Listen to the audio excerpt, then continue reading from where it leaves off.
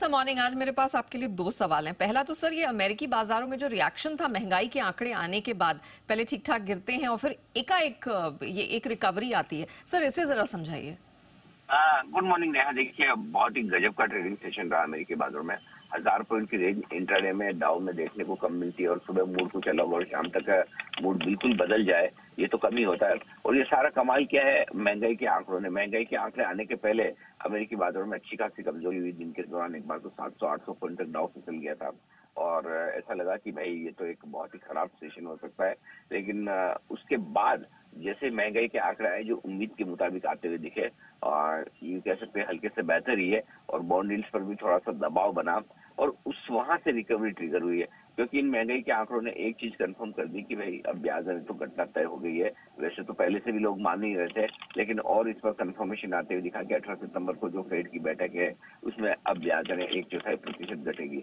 एक और चीज जो कंफर्म होती दिखी इन महंगाई के आंकड़ों से वो ये कि ब्याज दरें 1/4% ही घटेगी। क्योंकि लोगों को कुछ लोगों को ये उम्मीद थी कि आधा परसेंट कटौती कर दी जाए तो जोर से ब्याज दरें घटाएं क्योंकि महंगाई काबू में आ रही। लेकिन वही कुछ लोग ये भी मानते थे कि ज्यादा तेजी से अगर ब्याज दरें घटाएंगे तो मैसेज शायद गलत भी जा सकता है कि क्या कोई मंदी का या इकोनॉमी में धीमेपन का खतरा है क्या। सो वो डर भी थोड़ा सा दूर होते हुए दिखा। तो ये दोनों कारण ऐसे थे जिनके चलते अमेरिकी बाजारों में एक शानदार रिकवरी आई। और वो कहते हैं ना कि अंत वाला तो सब बोला, तो सब कुछ होने के बाद फाइनली हरे निशान में अमेरिका बंद हो गया। अब आइए, ये तो डाउ की बात हुई।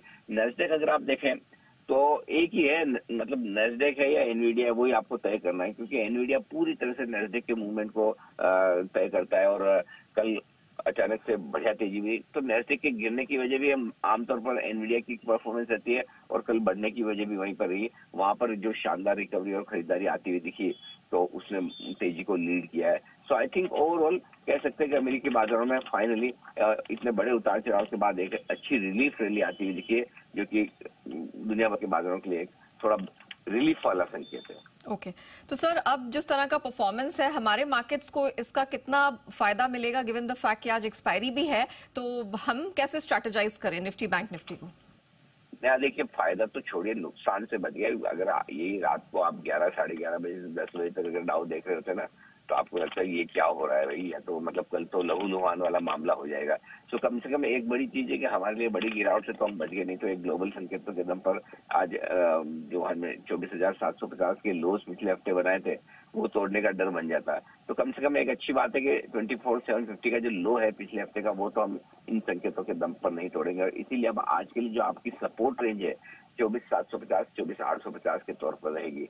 एक अच्छी बात और ये है कि वीकली एक्सपायरी खत्म हो चुकी है तो बाजार थोड़े से हल्के हैं, और इन हल्के बाजार में आपके लिए तेजी करने के लिहाज से भी एक मौका अच्छा बन जाता है। बैंक निफ्टी की कल वीकली एक्सपायरी हुई, आज निफ्टी की वीकली एक्सपायरी है। ऊपर की तरफ बैंक निफ्टी में ऊपर की तरफ निफ्टी में 25,050 25,125 ये रेंज है जहाँ हल्की फुल्की रुकावट आप मानकर चल सकते हैं। जहां तक सवाल बैंक निफ्टी का है, 51,000 को क्लोजिंग बेसिस पे हमने होल्ड करने में कामयाबी हासिल की।